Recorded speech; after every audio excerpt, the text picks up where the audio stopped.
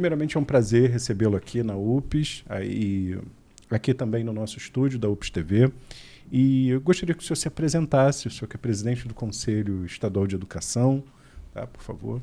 É um prazer todo meu. Meu nome é Ricardo Tonassi. Eu sou presidente do Conselho Estadual de Educação do Rio de Janeiro. Sou professor da Universidade Federal Rural do Rio de Janeiro. E é uma honra estar aqui na UPES mais uma vez. Uma casa absolutamente tradicional que se volta para a defesa dos direitos dos professores e da sua história. Então é uma honra estar aqui. O Conselho Estadual de Educação do Rio de Janeiro tem 50 anos e ele é um órgão regulador, normativo, recursal e também prevê a lei do Sistema Estadual de Educação, que ele também pode fazer o credenciamento de escolas. A esfera de atuação dele vai desde o ensino superior, porque nós temos universidades públicas no estado, até a educação mais tenra, porque em alguns municípios o sistema ainda não encontra-se muito bem definido, então pode ser que seja necessária a nossa atuação lá. Educação básica, educação do ensino médio, educação profissionalizante, tudo isso envolve a expertise do Conselho Estadual de Educação. Ela é formada por 24 membros, é uma divisão tripartite, 1/3 dos membros são indicados pelo governo do estado, 1/3 dos membros é indicado pela Assembleia Legislativa e 1/3 dos membros pela sociedade civil. Então, hoje, nossa função ela é recursal com relação aos recursos provenientes da Secretaria de Educação. Então, quando alguém não é atendido no seu pleito junto à Secretaria de Educação, a esfera recursal é o Conselho. E essa autonomia, na minha visão, é fundamental. É uma autonomia que permite que o Conselho tome decisões sem que esteja pressionado por aquele que decidiu de uma forma muito didática em primeira instância. Então, o Conselho Estadual é a segunda instância das questões educacionais que são decididas na Secretaria de Educação. Além disso, nós também temos o papel regulador. A gente faz toda a parte normativa, os atos normativos da educação fluminense são feitos pelo Conselho Estadual de Educação. Nós não legislamos, esse é o papel da Assembleia Legislativa, mas as normas que tratam da educação do Rio de Janeiro são tratadas no Conselho. É a pedra de toque, ela é o pilar de sustentação de uma sociedade civilizada. Uma vez eu li, e nunca mais vou esquecer, que o trabalho, a fé, a família e a educação mudam um homem. Se você conseguir juntar os quatro, esse homem mudará pessoas. Então, a educação é fundamental para a formação humana e para a formação da sociedade. A gente não consegue evoluir sem uma estrutura educacional decente. Todos os países que sobreviveram a guerras são provas disso, né? O Japão, a Alemanha, todos eles países absolutamente desenvolvidos, que foram arrasados em guerras, mas que investiram profundamente em educação. A Coreia do Sul, na década de 70, 80, encontrava-se numa situação pior do que o do Brasil. E hoje é um dos países que exportam tecnologia por força do investimento educacional. Então, eu não consigo imaginar um futuro para o Brasil, um futuro decente, sem investimento pesado em educação e um bom investimento, um investimento bem feito. E dentro desse quadro, né, a gente tem a figura do professor, que o senhor é um professor, né, professor da Faculdade Federal Rural, né, Universidade Federal Rural, perdão. E dentro desse quadro, assim, a importância do professor, que é o ser humano que vai formar, né, os outros cidadãos, as outras mãos de obras que existem hoje dentro da nossa sociedade. É uma figura ímpar, né, a figura do professor. Todos tivemos. E espero que todos tenham um dia um professor ao longo da sua trajetória, um mentor, um mestre, alguém que te ensina elementos mais básicos para que você possa sobreviver e ser um ser humano melhor. E vivemos desafios absolutamente contemporâneos. A tecnologia é um desafio que nos atinge de forma muito intensa. Os professores hoje têm um papel, creio eu, que é muito mais difícil do que há 40 anos atrás, 50 anos atrás, porque eu não consigo vislumbrar, não sei se isso é um ceticismo da minha parte, a mesma respeitabilidade que a profissão já teve, seja do ponto de vista social, seja do ponto de vista financeiro, e isso acaba repercutindo na qualidade do que o professor pode ofertar. A quantidade imensa de professores doentes encontram-se afastados hoje, justamente por força dessa mudança de postura. uma postura que nos entristece, uma postura de enfrentamento e não de devoção. O professor é uma autoridade moral, o professor deve ser tratado com toda a deferência imaginável. Ele é comparado aos magistrados no Japão. Salvo o melhor juízo, o imperador japonês só se curva aos professores.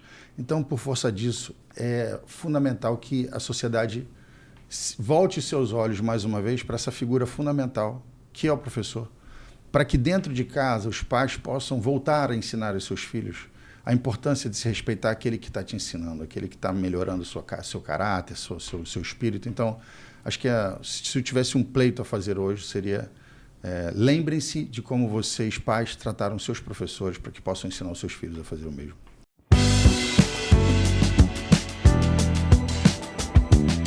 É uma pergunta que exige uma resposta complexa. Eu vou tentar sintetizá-la, porque o que nós temos hoje de cursos de aperfeiçoamento e de formação, eles têm modalidades muito distintas do que num passado não muito longínquo. Hoje a educação à distância avançou, por força do período pandêmico, avançou 20 anos em 3 anos. Então popularizou a figura da educação à distância. Isso tem uma coisa muito boa, que é a possibilidade de que pessoas que não poderiam voltar para a sala de aula por força dos seus compromissos familiares, profissionais, possam ter a possibilidade de manter-se aperfeiçoando-se ou manter-se atualizado. O grande problema é que isso também, de certa maneira, por muitas instituições, vulgarizou a figura da educação à distância, a ponto dela ser sempre atacada como uma educação de baixa qualidade. Isso não é a natureza da educação à distância. Ela não se mede, ela não pode ser criticada pelo simples fato dela ser uma modalidade distinta. Você tem educações, você tem ensino presencial de baixa qualidade e de ótima qualidade. Você tem a educação à distância de baixa qualidade e de ótima qualidade. Então, eu acho que tentar separar o joio do trigo é fundamental, mas o papel do Estado nisso também é muito importante, porque ele regula, ele credencia, ele autoriza. Quando ele permite a manutenção de instituições de ensino de baixa qualidade, ele impacta diretamente na formação dos nossos professores, porque o professor, muitas vezes, ele não vai ter a possibilidade financeira de custear cursos de instituições de excelência. Então, ele precisa, às vezes, daquele diploma, daquela formação, para ter um aumento salarial, para poder possibilitar ele tentar um mestrado, um doutorado, e ele vai procurar o que cabe no bolso dele. A ausência de fomento do Estado para isso também deve ser chamada a atenção. Então, a gente tem uma questão peculiar aqui. Os estatutos das prefeituras, por exemplo, dos servidores, estimulam, o estatuto em si estimula que o professor continue se aperfeiçoando. Mas quando um professor passa num mestrado e pede licença remunerada para realizar esse mestrado, a administração diz que não é conveniente ceder aquele professor naquele momento. Então vai ser conveniente quando? Quando é que é conveniente ceder um professor para que ele se capacite e volte melhor para a sala de aula? Então, existem questões que são muito difíceis de lidar no seu dia a dia e que a gente tem que aprender a encontrar soluções o mais rápido possível para elas.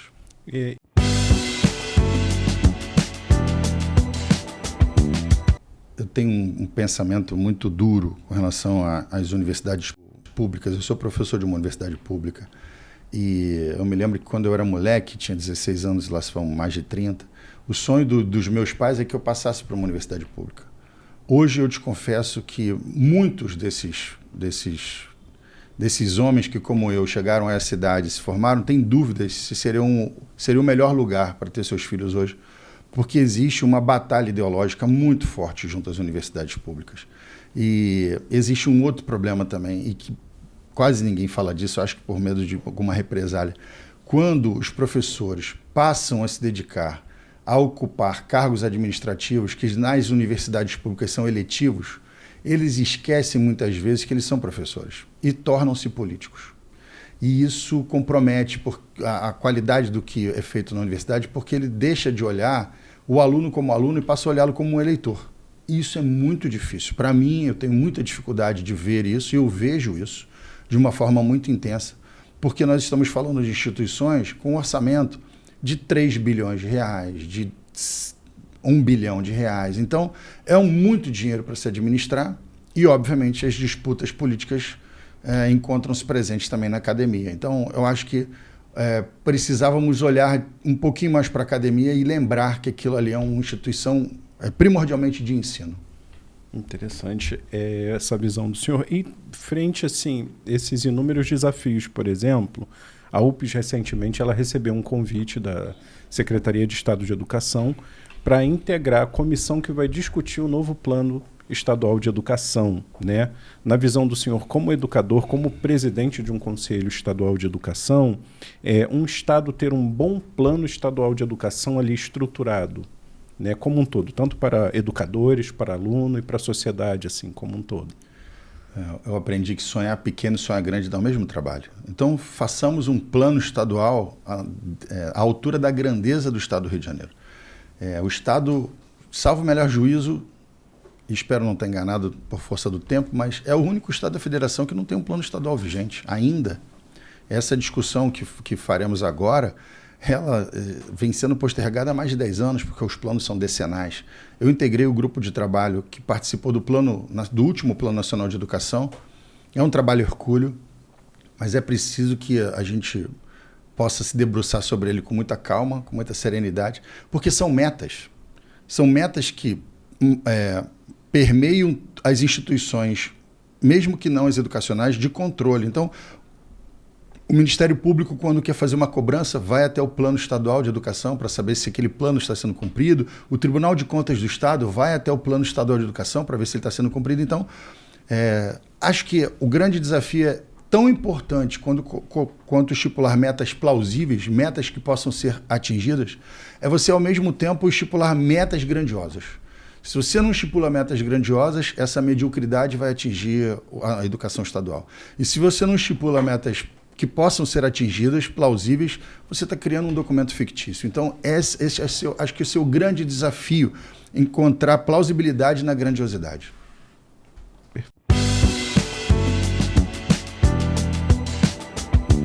Fazer uma coisa que é quase impossível. A UPES briga com excelência e briga com elegância.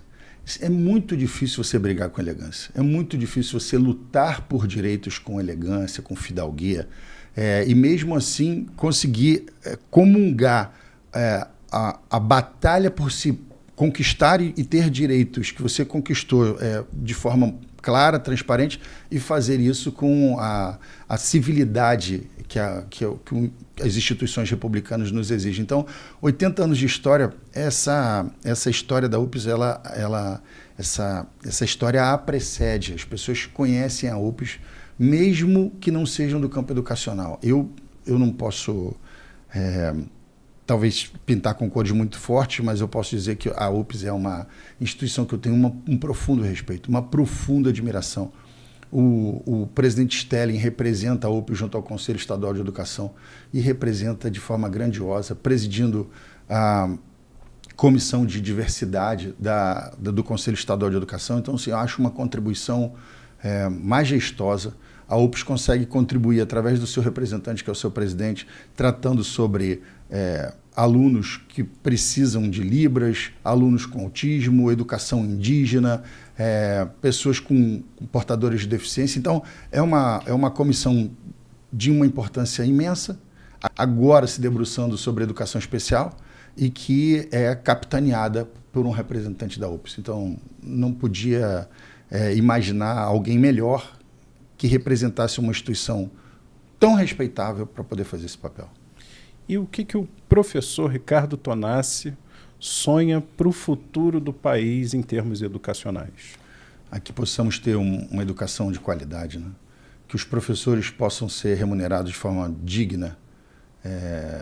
Não é uma crítica, é uma constatação. Os jornais de ontem divulgaram que um magistrado no Maranhão ganhou em um mês 3 milhões de reais. É um deboche. Me perdoe a sinceridade, mas é um deboche com os professores, que dedicam suas vidas, às vezes, a ensinar crianças em situações de risco, vão para escolas em que há um estado conflagrado lá com criminalidade, professores que muitas vezes não conseguem educar seus próprios filhos e vão educar filhos de outras pessoas. Então, assim, é um sacerdócio. A docência é um sacerdócio. Então, desejo profundamente que o professor receba a respeitabilidade social que ele sempre mereceu nesse país e que os nossos alunos aprendam de verdade, não sejam doutrinados, eles possam aprender, independente das questões político-partidárias que cada professor nutre em seu coração, mas que elas possam aprender para que elas possam escolher o que vão ser.